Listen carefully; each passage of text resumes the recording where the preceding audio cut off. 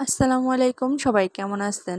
আজকে আপনাদের সাথে নিয়ে আসলাম খই ভাজার রেসিপি। তো যাই হোক, আসলে এই খইটা গ্রাম বাংলার ঐতিহ্য একটা খাবার ছিল, এখন একদমই নেই, অনেক কমে গেছে।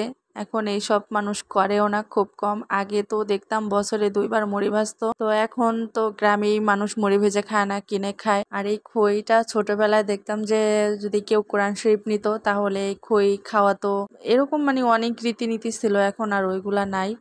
আর খই আসলে খেতে যতটা মজা, খই ভাজতে কিন্তু অনেক কষ্ট। তো এইখানে হচ্ছে আমার নানু খই ভাজতেছে। আসলে খই ভাজতে দেখা যায় যে সহজ, কিন্তু খই ভাজাটা অত কঠিন না, কিন্তু খই ভাজার পরে যে বাসা পরিষ্কার, এটা আসলে অনেক সময়ের ব্যাপার, এইটা অনেক ধৈর্যের একটা কাজ। এই জন্যই হয়তো বা এগুলা মানুষ এখন করে না, অনেক কম করে। তো এই দেখেন আমার নানু হচ্ছে খইগুলা ভাজা শেষ করে এখন চালতেছে। তো প্রথমে আমি খইগুলাকে চালছিলাম, তো আমার চালা হয় নাই, তো নানু আবার চালতেছে সুন্দর করে। তো এখানে হচ্ছে চাললেই হয় না, অনেকক্ষণ বসে এরকম চালনি দিয়ে ঘষে ঘষে পরিষ্কার করতে হয়, তারপরে হচ্ছে আবার বাছতে হয়। তো এখানে চালার পরও দেখেন ধানের মধ্যে দেখলেন যে খই ছিল, তো ওইগুলাকেও আবার বেশ আলাদা করতে হয়। আর এই খইগুলা হচ্ছে আমি ঢাকা থেকে যখন গেছি তখন নানু আগেই ভেজে রাখছিল, তো ওইগুলাই হচ্ছে বেছে পরিষ্কার করতেছি রাতের বেলা।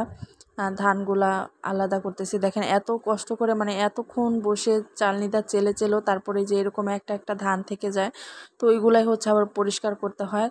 তো এইগুলা পরিষ্কার করে হচ্ছে গুড় দিয়ে তারপরে আপনার গুড়ের মধ্যে মিক্স করে, তো ওইভাবে খেতে আর অনেক মজা লাগে। অনেকে মোয়া বানায়, তো আমার কাছে মোয়ার চাইতে ঝরঝরা, মানে এই গুড় দিয়ে যে ঝরঝরা করে রাখে ওইটাই বেশি মজা লাগে। তো পরের দিন সকালবেলা হচ্ছে নানু গুড়গুলা জাল দিয়ে তারপরে এরকম খইয়ের মধ্যে দিয়েছে, আর আমি হচ্ছে সব মিক্স করতেছি। আসলে অত ভালোভাবেও মিক্স করতে পারতেছিলাম না, কারণ এক হাতে মোবাইল দিয়ে ভিডিও করতেছি, আরেক হাত দিয়ে হচ্ছে এইগুলা সব আমি মিক্স করতেছি। তো খেতে কিন্তু অনেক মজা লাগছে, তো এতই ভালো লাগছে। আর এই জিনিসটা আমি অনেক বছর পর খাইছি। পরে আমি ঢাকায় আসার আগে আবার কিছু নানুকে দিয়ে আবার ভাজায় নিয়ে আসছি। আর এখানে কিন্তু অনেকগুলা খই ছিল, আর এইগুলা সব আমরা খেয়ে শেষ করে তারপরে আবার নতুন করে ভেজে নিয়ে আসছি ঢাকায়।